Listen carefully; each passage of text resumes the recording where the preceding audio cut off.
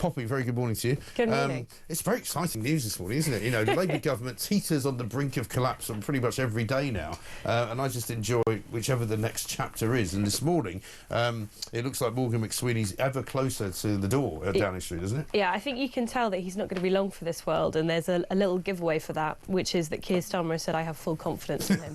He said, I had full confidence in Angela Rayner, then she's out the door by the next day. 2 days later, right? Yeah, 2 days later she's gone. I have full confidence in Peter Mandelson. I don't even think 24 hours one passed day later, yeah, that's for right. this. So, you know, by the time the show's over, I'm sure we're going to be getting reports that Morgan McSweeney has jumped onto brighter and better things. I mean, this is a massive, massive huge scandal story, for Mr Squeaky Clean Keir Starmer, who ran on anti-sleaze campaign. You know, this is absolutely massive. £739,000 in unregistered, you know, campaign slush funds. Labour together have been so pivotal in getting the Starmer project off the ground. Well, I mean, it was down to them that he actually became leader, wasn't it? Absolutely, because, you know, you remember after Jeremy Corbyn lost the election, the Labour left was still absolutely the dominant force within the party. You know, there were talks that Rebecca Long-Bailey was going to end up being the next Labour leader. The fact that it was Keir Starmer was purely because the centre got together and said, we can't have another nutter in charge of the Labour Party, we'll lose another election. We'll never get in. Exactly, and I think this shows the level of desperation and dirty tricks they were willing to engage in to get Starmer over the line. The problem is, if you are so pivotal to the Starmer project, as McSweeney is, he is the brains of the operation. You know, Sacha Lord said, a fish rots from the head. You know, if you lose McSweeney, that's it.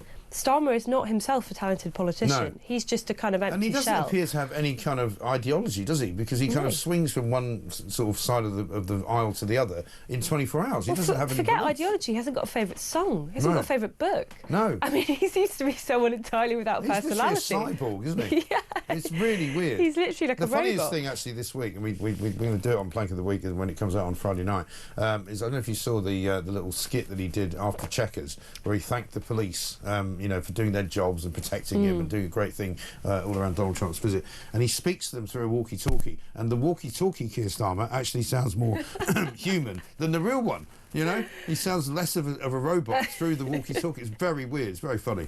No, I mean, and this is great news for the Tories, because the Tories have been going really hard on this. You know, it's nice for them to have a bit of good news, or at least bad news happening to someone that isn't their party. But, you know, I think they've got really good grounds here. It's not just that this money was being funneled through to Keir Starmer.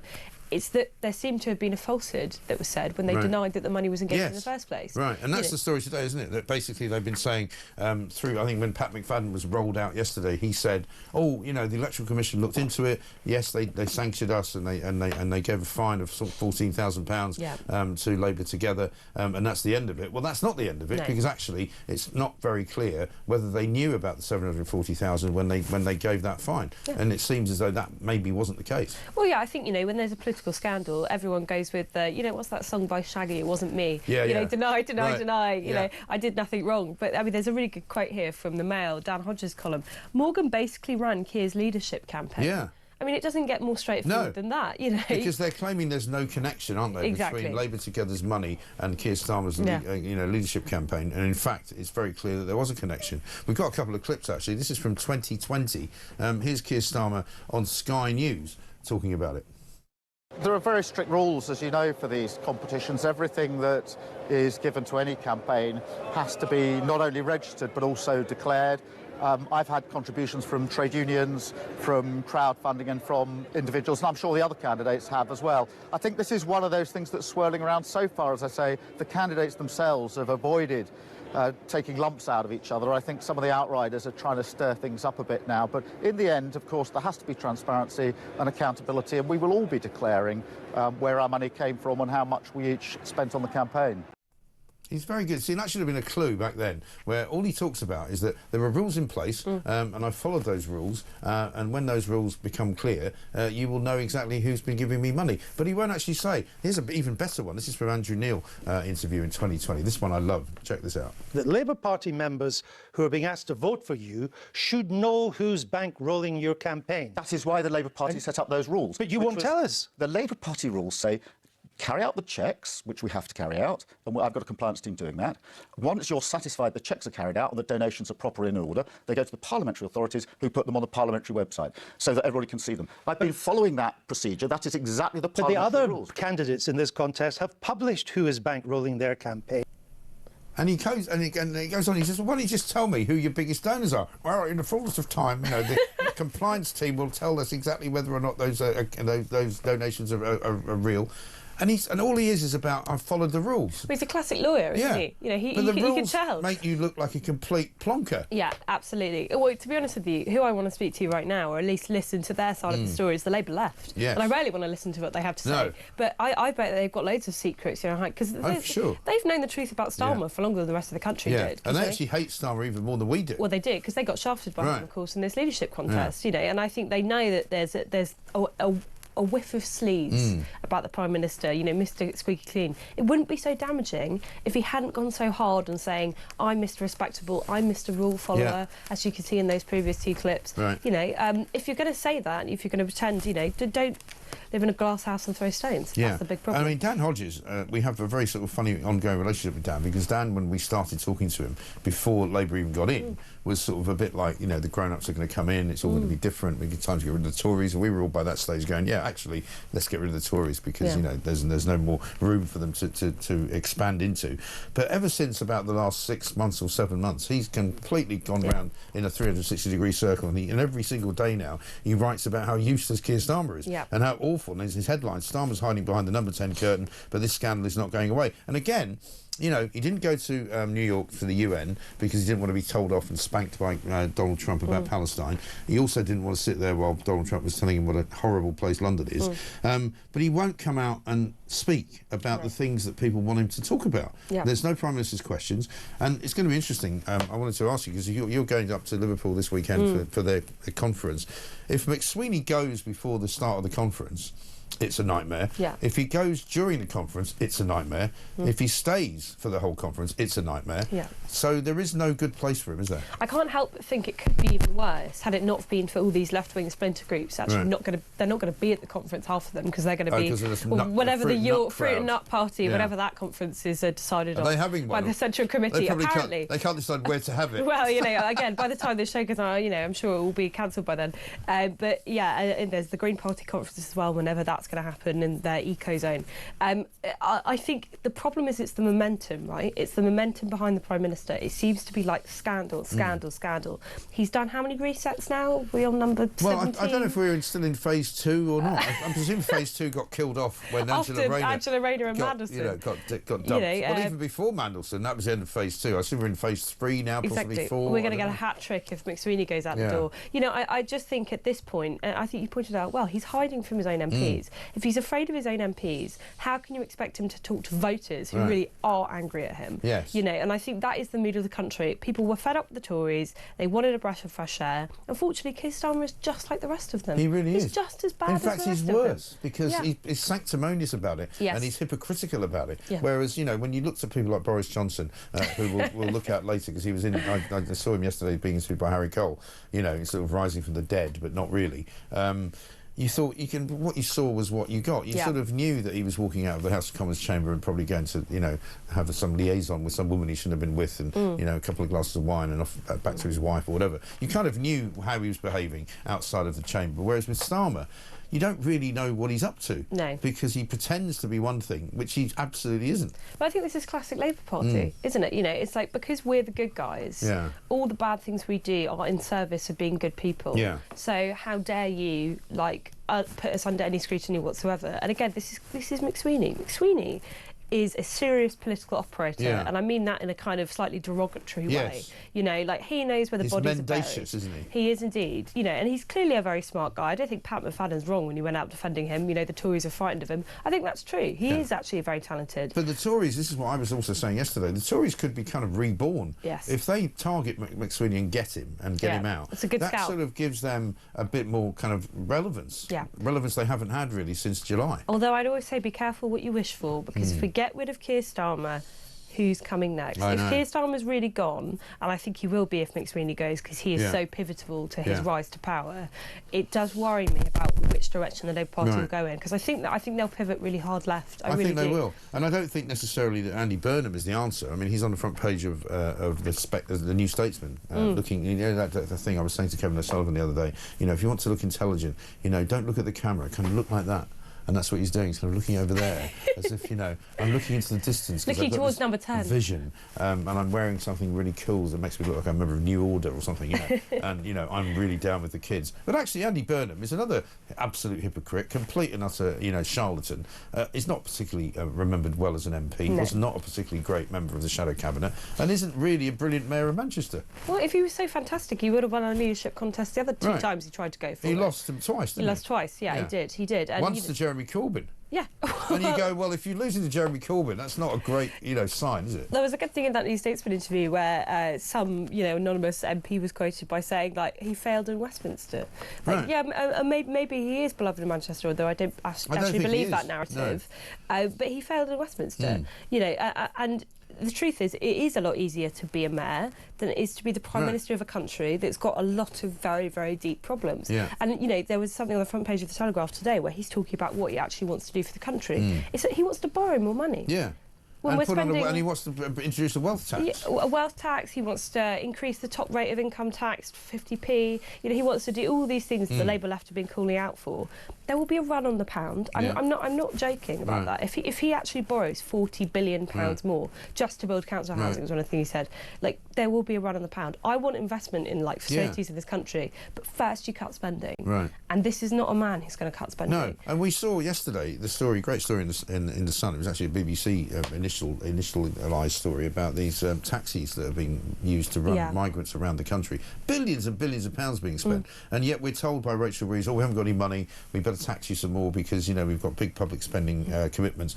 They need to stop the money that they're spending on the migrants, you know, literally tomorrow, and then hopefully say to people, actually, we can give you maybe a tax rebate, or maybe we can knock some tax off. But they can't keep coming back for more money while they're wasting it on all these bloody international bozos. Well, this is why the Labour Party aren't right for this moment, because it's like that's what they're good at. They are good at spending public money. You know, it's just, my granddaughters used to say, you have the Tories and you have Labour in, and they'll spend a bit of money, and then you get the Tories back in to, you know, sort out your finances. But the Tories spent loads of money, didn't cut any spending. Labour are even better at spending our money and not cutting any spending. It just gets to the point where you go, like, who's actually going to get control of the situation? Is anyone going to get control of it? And looking at Dan Hodges' piece today, he says, yesterday's response from Labour Welfare Secretary Pat McFadden to this newspaper's publication of the McSweeney-gate emails really is quite instructive. He says, Morgan, this is what Pat McFadden said, Morgan is a highly talented individual. I'm not surprised the Tories are targeting someone like that. They'll see him as a formidable opponent who worked with me to deliver the biggest Labour victory for a long, long time.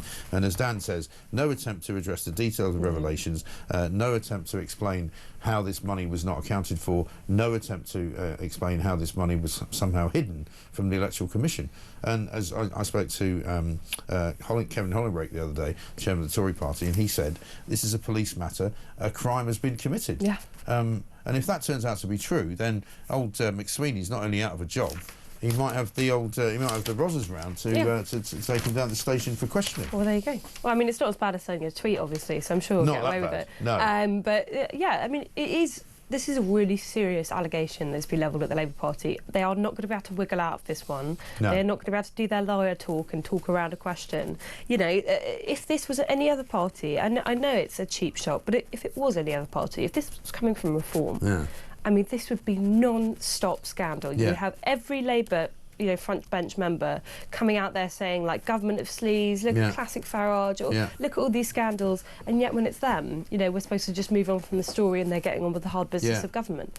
And they're not addressing it. And they think, because again, this is their sort of modus operandi, isn't it, down the street at the moment, is just ignore it and it will go away. Well, it doesn't go away. You think they'd learn. A couple of tweets for you. Daniel in Surrey says, morning, Mike. I've taken the liberty of booking a taxi for Morgan McSweeney. The Westminster cab firm said they now have a dedicated driver on standby most Fridays. Absolutely right. Friday seems to be the day they usually go. And Tony says, I predict Morgan McSweeney will be gone by the end of play today. Well, listen, I just think it's that kind of story that we've seen before, Poppy, haven't we? It needs one more kind of little revelation to just push it over the edge. We're at that stage. We're literally standing on the edge of the precipice, and all it needs is somebody to just go like that. I think before Labour conference, they're going to try and fight like hell to keep on to McSweeney, because it will be so embarrassing if you've lost 3 really important people to your project, you know, in a couple of days. But I don't know. I think you're right. If there's one more story. Yeah. One more little angle. Here's the $64,000 question. All of these revelations, right? Is it possible, by any stretch of the imagination, that some of this stuff has come out as the revenge of Peter Mandelson? Oh, absolutely. Do you think he's feeding the Oh, the yeah, beast? yeah. You know, Prince of Darkness. Sitting in the back going... I mean, you know, when he was on his way out, was that sinister quote he gave to some reporter, being like, you know, this won't be the last you see of me. He's like a pantomime villain, isn't he? He is, yeah. Yeah, he will know where all the bodies are buried. He's like Dick Dastardly standing behind the curtain. Well, all the briefing behind McSweeney, because you know, I think they are correct to say there's clearly a coordinated campaign. Yeah. And there was a suggestion it was coming from the Labour left. I don't believe it. I think it's Mandelson. Yeah. He's the one who's smart enough to actually get rid of you know, because he wanted to stay in that job. He was telling Starmer, "You need me, you need me," and I think that was a bit of a veiled threat, to be honest. Definitely, absolutely. It would be in character for him, wouldn't it? That would be. It would be fantastic, wouldn't it, if they start eating each other? It'd just be brilliant. Poppy Coburn's here from the Telegraph. 21 minutes past 6. Coming up, we're going to talk about this front page story on The Sun about an asylum seeker from Afghanistan who came here basically saying that he was fleeing the Taliban and has since been going back there on holiday. And he's still given status to stay in this country because of the fear of going back to his homeland. 0344 499 1000. And we might have a bit of a go at Sadiq Khan and his love of how great London is, because it isn't. This is Talk.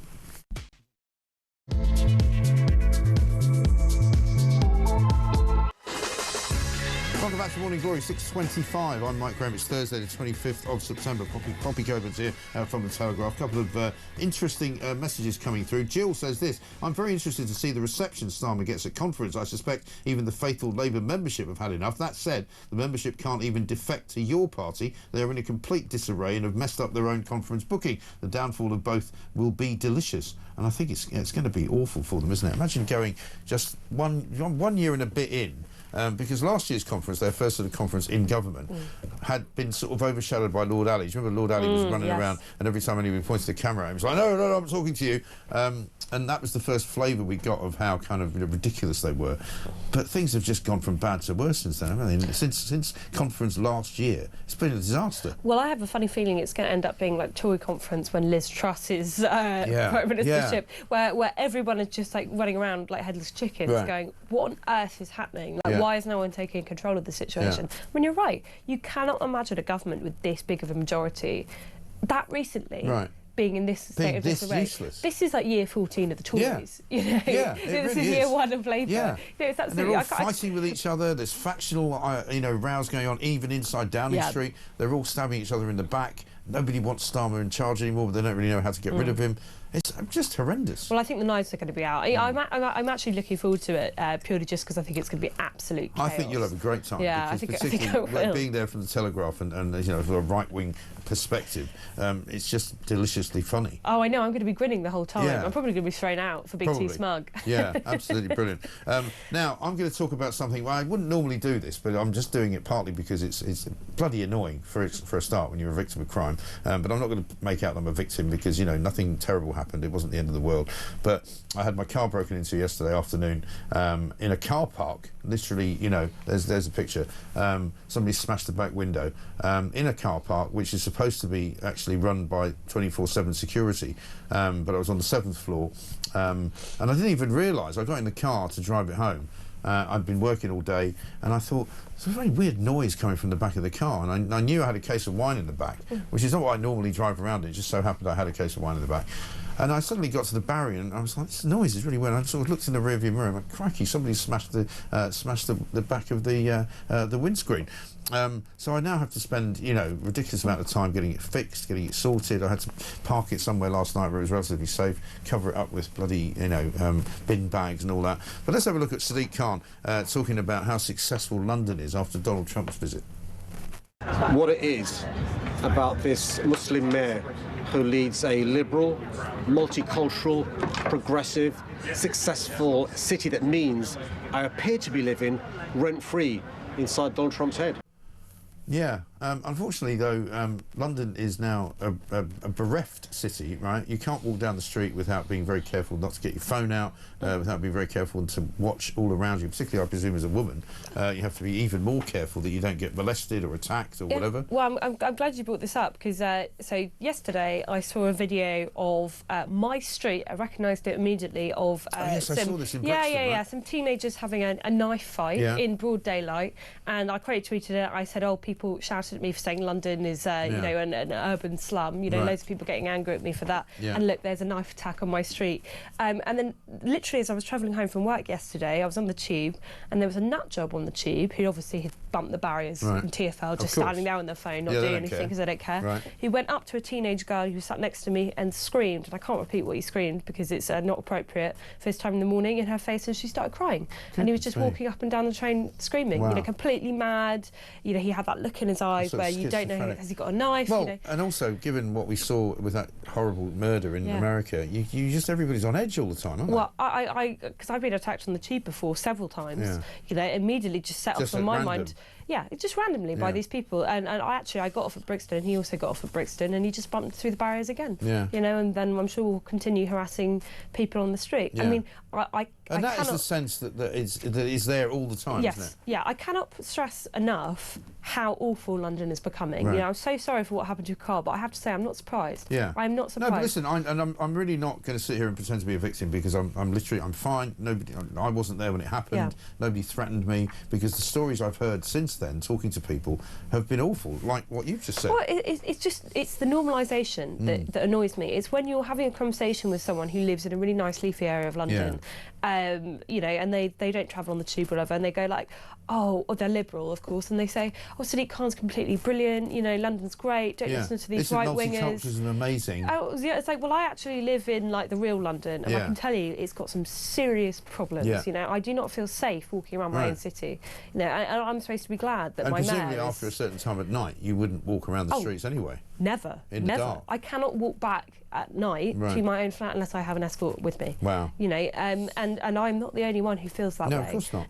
You know, this is why I'm going to move back out to Essex, where my family are from. But you know, why should I have to move out of a capital city when I've got to work in here? You know, but it's because of people like Sadiq Khan. It makes your life more difficult, and it really, you know, burns me when I see Sadiq Khan talking as if London is the most amazing city in the world. It bloody well should be, but it's not. Well, and I've lived here for a very long time, you know, decades and decades and decades, and I really object to people like Fraser Nelson, John Rentoul, and other kind of lefties who go, oh, you know, actually look at the crime statistics, they're not as bad as you're making out, and you're some kind of, you know, doom loop right-winger who's trying to make out that things are worse than they are. We're not doing that. Things are worse than they were. I can guarantee that, because I didn't report the crime. I didn't bother reporting the crime now because the police do nothing. Well, Christian, my producer, said, did you tell the police? And I'm like, no, because the first thing I thought of doing was, how do I get my window fixed? Because I don't really want to park the car with no back window in it. But the bizarre thing is that, you know, I stopped the car when I got it out of the car park, and I thought, oh God, and I'm sort of, in your head you're kind of going, what did I have in the back of the car? And I had this case of wine, purely and simply because somebody delivered it to one of my neighbours, and I didn't want to carry it all the way upstairs, so I put it in the car, and I thought I'll take it to Sussex and put it down there. So 11 bottles of wine in a box. They didn't even take them. No. So they didn't take one bottle. They seem to have only been interested in a really, really old, I mean, it was quite expensive when I bought it, but it's like a ski jacket, down jacket, from about, you know, circa 1988 or something, that I have in the back of the car to walk the dog if it's a bit cold. You know, the dog's going to be sad because, you know, it's covered in his hair. He quite likes it. But, you know, there was another raincoat in the back seat, didn't take that. And there was nothing else worth taking. No. So, I mean, I guess the worry I've got is that, is it somebody who just smashed the back window because they thought it's quite a nice car? It's a Maserati. You know, and if that's the case, that's even worse in a way. Well, I think it's the, you know, euphemistically called mental health problems. There are people who are just roaming the streets of London who are like a ticking time bomb. That you can't reason with them. It's not, nutters, I mean, as you say. Yeah, absolute nutters. It's not just. I know there's the organised crime. You know, I've had loads of friends that have had their phone snatched, and that's obviously gangs that are doing that. But it's also people who should not be allowed to walk the streets, who are just walking around and aren't in their right mind, and that, I think, is more frightening. And I've gone to this car park, I've been using it for about 6 years, and I've been told by the people that run it years ago that there's a guy that they know who goes around basically breaking into cars. They told the police about him. He goes around all the NCP car parks sort of in the general area. and if he sees something in the back, he just smashes the window, takes it. The police weren't interested, and they were like, well, we can tell you who he is. We even talked to him. We know why he's doing it, and they didn't do anything about it. I've also been in there on several occasions where there's been a few youths kind of up on the 6th floor smoking joints, and you can smell the marijuana. And it's like living in some kind of third world hellhole. Yeah, that's exactly it. Right? I just got back from a holiday in Poland. I was in Gdansk, and the thing that every single person I met said to me is like, "Do you feel safe here?" Because they knew I was from London. Right. And I was like, "I do actually feel really safe here. I feel completely safe walking with my phone out. Completely safe walking as a woman alone at night, because there aren't people like that on the streets. And you know that if something happens to you, the police will be there immediately." I was the same in Dubai. Yeah. You know, and I was in America recently as well, and not in New York, mind you, which is probably just as bad, but certainly outside of New York in Connecticut, and it was very safe. And I spoke to the auto glass people yesterday. The woman was like, "Oh, we're getting a lot of these at the moment in London. A lot of London and Manchester, people getting their back windows smashed, loads of it going on." And she said she had a nephew who runs a restaurant in London quite successfully. She said he was robbed the other night by a guy who just pulled a samurai sword in Soho out of his jogging pants and got his phone off him, got his watch off him, basically emptied his bank account. He managed to get the money back, and she said he was just glad that he wasn't injured and hurt, and he was still alive. My question is, how are these people living in London as well? Yeah. Because I'm paying a small fortune. Yeah. And like, these people clearly aren't working. I mean, I guess they're stealing things, but I want to know, like, why are they here? Where are they living? Who's paying them to live there? Who's keeping them out of jail? Because there's clearly some kind of coordination here that these people aren't going to jail. Like, I don't believe it's just the police are completely lazy, because if you send a tweet, they'll be at your door like that. They'll be there, they'll be straight at your door. If you do a crime like that, and yet these people are allowed to roam the streets free and terrorise ordinary people. You know, why is this happening? There's something very wrong, and let's not forget, Sadiq Khan is now the commissioner of the police, and yet he walks around, promoting London as if it's brilliant. I think we've got another thing that he tweeted here. This is Sadiq Khan on Diverse London. Let's check this out. I pray to the east, you pray to the sky, but in London, we're in the same position. I don't know you, but I'm proud you're my neighbour. So glad you're here with me. You bring different experiences, different wisdoms. You belong here, so be wide here. Being here isn't about origin or intelligence, it's about bringing your elements. Expand yourself with whoever's next to you. Lean on me until we blend skins. Blur yourself so you can focus. The bigger picture includes you. Draw on the human experience so you can illustrate humanity. Humanity starts with hue. Community ends with unity. Yeah, innit? My blood. Yeah, you're right, man. You know, but what? That made me want to throw I've up. got no car window, man. So ridiculous. They took my jacket, man. Community in that, innit? It's just so awful. It's so. I'm so glad when that did Trump that become gave it the to accent from London? Well, my family are from London. They have the old Cockney accent. They don't talk like that. Yeah. It's just pathetic. It's ridiculous. You know, this is not what people like about London. You can tell it's not what people like about London, because when Trump came over for a state visit, he did not go round to whatever the hell was going on in those videos, those random outside celebrations, people dancing in wheelchairs, and that's people come Free to London. Palestine. They want to see the old London. They don't want to see this new Sadiq Khan version of London. No one likes that unless they're paid by City Hall. Exactly. No one actually likes that. I can't stand the man. I really can't. No. He's like nails down a chalkboard for me. I know, dreadful. Anyway, that's me getting it off my chest. We'll talk about it a bit later on. But if you've got stories about crime anywhere, we'd like to hear them, because we know, for example, there's a massive problem in this country, and a lot of it is to do with the policies that we've got from the Home Office that are allowing people to come to this country who are crazy. It's as simple as that. Let's get a voice note from Liam. Morning, Mike. Liam from Kent. Old Starmer the llama. The worst thing for me as a normal person is every time things go wrong, he hides. He runs and hides. I bet if you went into Downing Street today, you would find him under the kitchen table, cowering, because he knows that Farage is coming for him. And I love the fact that all the opposition parties do is talk about Nigel Farage. You are basically handing it to him, and I can't wait for it. I just hope Nigel can come through. But anyway, Mike, have a great show. Yeah, absolutely, Liam. Thank you very much indeed. They don't know what to do about Nigel Farage, do they? They keep trying to kind of, destabilise him. They keep trying to point out that he's wrong. His sums don't add up. He's trying to make promises. Or my favourite one is when, he's just trying to bring simple solutions to complicated problems. Yeah, well, sometimes simple solutions are actually the right solutions, aren't they? Well, who's going to vote for someone that goes, actually, it's really difficult and complicated, too difficult and complicated, apparently, for me and my government? Yeah, right. I think I'm going to go with the guy that actually says, I know how to fix it, Yeah. funnily enough. Yeah. You know, as opposed to people who just sit there and go, we don't know what to do. Well, on certain issues as well, there are simple solutions. For example, you know, with the small boats crisis, it really is as simple as just saying, you can't stay. Stop them. None of you can Right. stay. You know, it's not actually that complicated. No. You don't need to spend £5 billion a year and putting people on hotels. No. That's a simple solution. That you would think would be straightforward, and stop putting them in taxis and taking them hundreds of miles to doctors. You know, maybe that would be a simple solution. Poppy Coburn's here at 6:39. We've got more to do, including the great story on the front page of The Sun today about this Afghan refugee who's been going on holiday to, guess where? Afghanistan. Apparently it's too dangerous to live there, but it's OK to visit once in a while, despite the Taliban. This is Talk.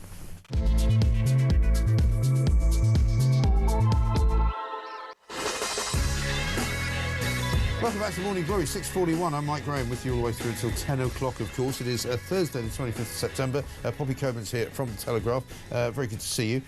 Terrible stories, though, as we were just exchanging there about the state of London. So I think it seems only proper to move into the sort of migrant area of news, because it's almost like you need a special compartment every day now for migrant stories. Yesterday, it was the taxis. Today, Sun have got this card on the front page. Clueless Home Office officials granted asylum to a dinghy migrant from Afghanistan, then did nothing when he went back there on holiday, right? So here's a guy who's saying, look, I can't possibly, you know, go back to Afghanistan because I'm in fear of my life from the Taliban.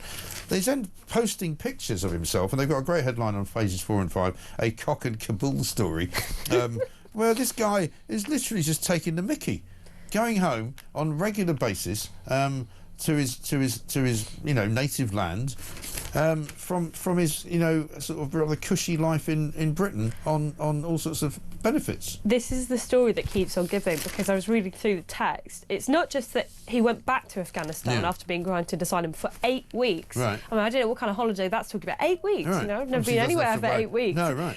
It's not just that he's posting videos of it with like these also techno songs in the background. The funniest part of this is that he was in 3 other European countries before he got here, and guess this, he was doing pro-Taliban protests when he was in these countries, and he got granted asylum on the basis that he was a dissident from the Taliban. Right.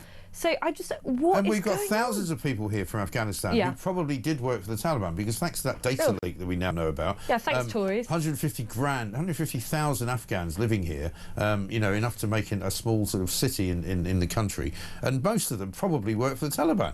Yes, yeah, we have no idea who these people are, because the only thing you need to get into the UK, apparently, is a phone that you can post a video of yourself living it up, living the high life to your friends back home, and a one-way ticket on a boat. And then apparently you'll get enough money somehow to make that journey back, because where's that money coming from? I mean, is there any scrutiny on any of these people? I mean, they've got a great series of pictures here. They've got a picture of him, and he's known as DG Osama, which may or may not be his real name. Picture of him crossing to the UK on a small boat, right? Then these are all his pictures, by the way, getting rescued by the RNLI and jumping on that. Picture of him by the Tower of London, Tower Bridge, life in London. Picture of him at a mosque in Afghanistan, and then a picture of him flying into Dubai on his way back to Britain after he's been on holiday for 8 weeks. It's extraordinary. He's been jetting around more than my little sister. I mean, it's the thing that really irritates me about this, and this is why I'm glad that hopefully at the next election we're going to have Nigel Farage in as Prime Minister. Yeah. You have to be zero tolerance, because you do not trust the Home Office. The Home Office, you know, they'll say we don't comment on individual cases. Well, this isn't an individual case. Yeah. I can guarantee you this is the case for many, many, many, many refugees who are coming into this country. Right. Unless you have a hard and fast rule that says we just don't let anyone in that comes onto a small boat, which is the common sense solution to this problem, then you're going to have people like this who are faking the pee. Absolutely. I mean, it is unbelievable that he feels so confident that he can do this, that he's literally posting photos of it. Right. Like, that is the most shameless part. It's not Well, even I think that it he's would be hiding difficult for anyone, you or I or anybody else out there, to go onto Instagram and see all sorts of people posting pictures, travelling here from God knows where, going home for holidays, bringing their friends in, you know, dealing drugs. I mean, you just don't have to look very far. But it just proves the whole narrative, which is these people, you know, they're just fleeing. It's not a search for a better life. They're just fleeing for their lives. Their lives will be at risk. That is rubbish. Of course For it a is. lot of these people, it's absolute rubbish. They're economic migrants. They are posting photos to their friends back home saying, look how easy it is to get to the West. Yeah. You know, look how I'm living it up. I'm living the high life here in central London, posting all these photos.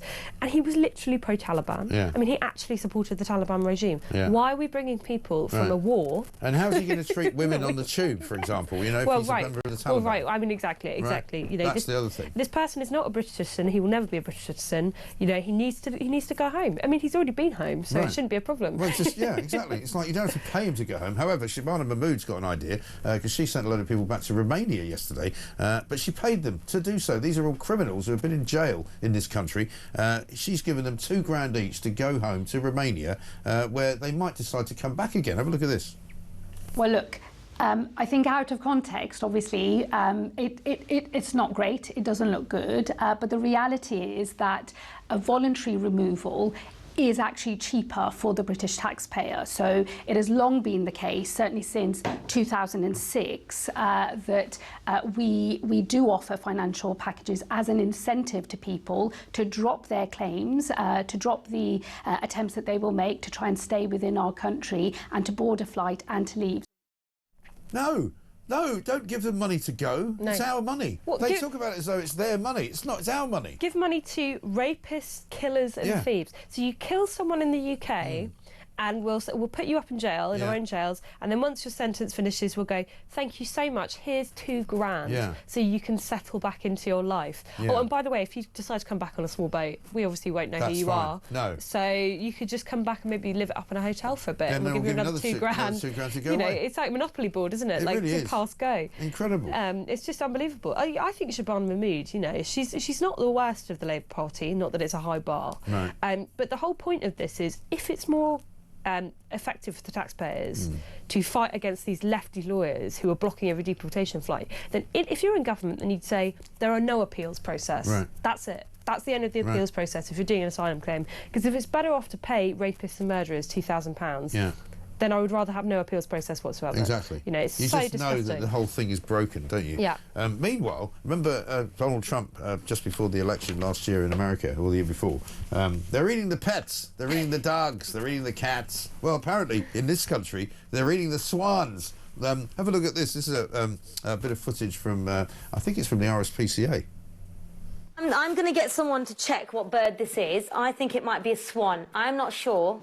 But do you know what a swan is, sir? You know the big white birds that you see on the park? Yeah. Hershey heads to the kitchen to take a closer look at what's cooking. You see the bones in this bird? Yeah. Because it's not a chicken, I'm a bit concerned. The size of it. You know, swan surprise. I don't know how you cook swan, to be honest. I've never tried. I cooked a goose once, which was really complicated, because you've got to, like, steam it first to get the fat off it, and then you put it in the oven. These people are eating... I mean, these are stories that used to be done by the Daily Star back in sort of, you know, 2005. That, you know, migrants were literally, you know, stealing swans off the street, off the sort of the local pond, and cooking them. And that's what they're doing. This is a turning point video provided by the RSPCA. The RSPCA now being a bit coy because they're kind of going, well, we're not really sure if it was a swan. Well, it doesn't look like a chicken, as you said. It's a pretty big chicken. It's not a pigeon, is it? Well, I think it's like pterodactyl, big enough.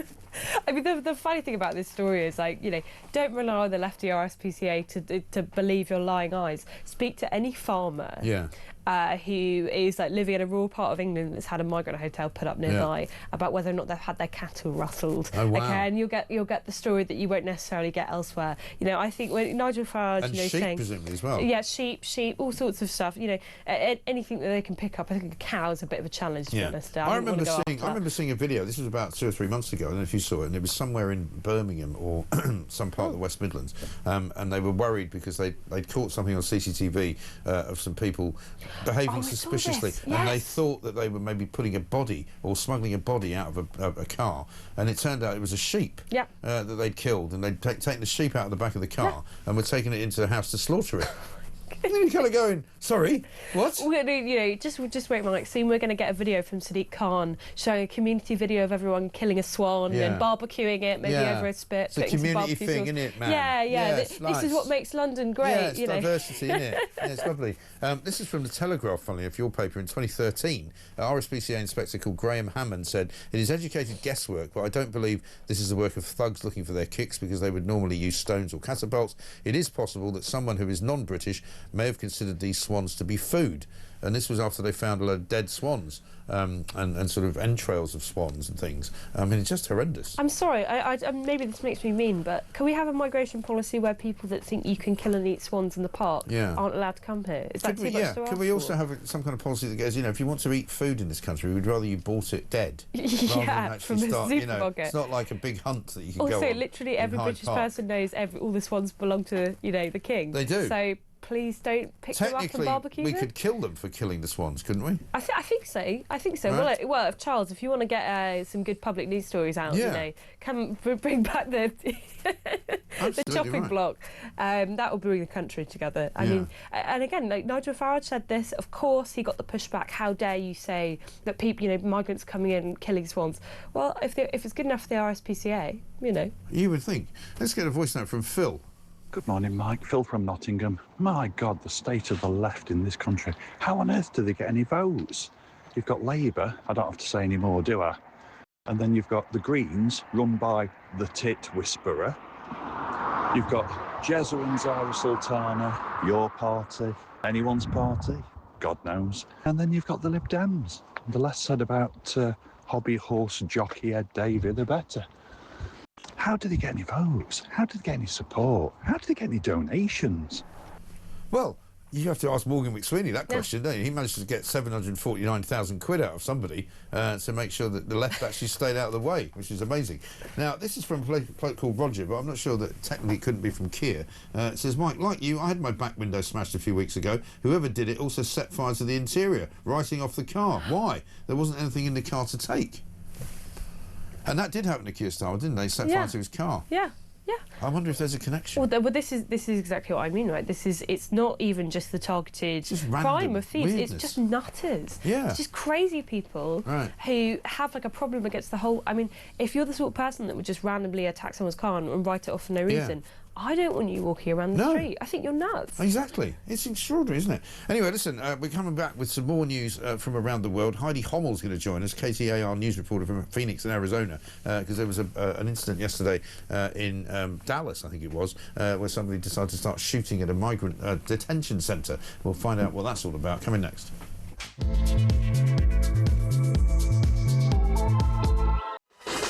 Welcome back to Morning Glory. I'm Mike Graham with you all the way through until 10 o'clock. It's coming up to very nearly 7 o'clock. Poppy Coburn's here. We've still got a couple of stories to mention, including Boris Johnson, interviewed by Harry Cole yesterday, who seems to think that Nigel Farage is a national security risk, apart from anything else. Before that, though, let's go to the USA. Heidi Hommel is here from KTAR down in Arizona, because yesterday there was anti-Trump messages found on bullets that were fired at an immigration centre in a bit of a shooting incident yesterday. Let's find out what the latest is. Heidi, very good morning to you.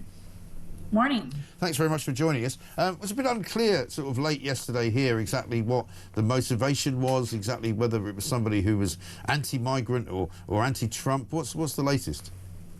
So what we've learned is that the shell casings of the bullets that shot at this ICE detention facility in Dallas, Texas, it killed one migrant and injured 2 others. It had anti-ICE written on it, but we don't know a motive any more than that. Some outlets talked to the gunman's brother, and the brother said that he didn't really have strong feelings about ICE, but it makes you wonder, was the gunman trying to kill an ICE agent at that facility and not the migrants? Right, so at the moment, is the shooter has been apprehended, or was the shooter shot?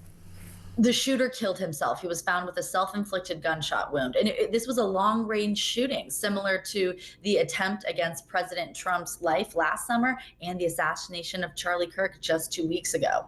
So are people sort of starting to get a bit nervous in America that this is going to be something that's going to go on for a while in various different locations?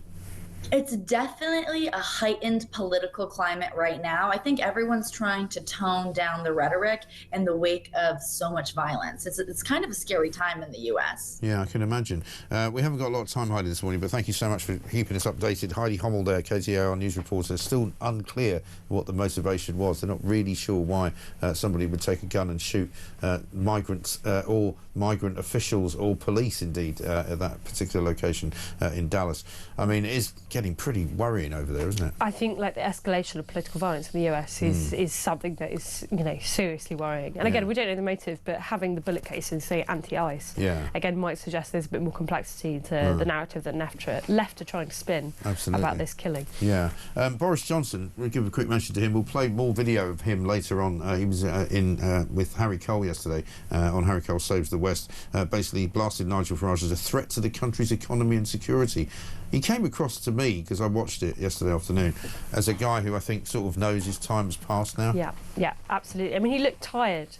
And I think, you know, what was really good about that interview was that he was being hammered on the Boris wave. Yeah. The Boris wave of migration. I think that's the thing that's killed him off. Yeah. You know, I do not think you can come back to public life when you were directly responsible for probably the reason that the Conservative Party was destroyed and the current reason that's killing the Labour Party. You allowed immigration to explode.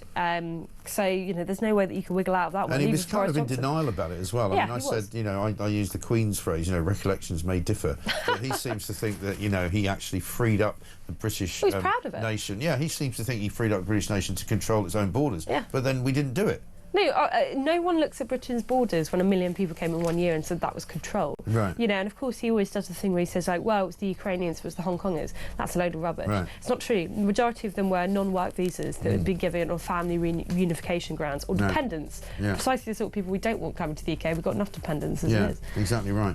Well, we'll play more of that as we go through the show between now and 10 o'clock. Poppy Coburn, thank you very much indeed. Thank you. Enjoy yourself at Labour Party conference. We may have to check in with you occasionally when you're up there. It's going to be a belter.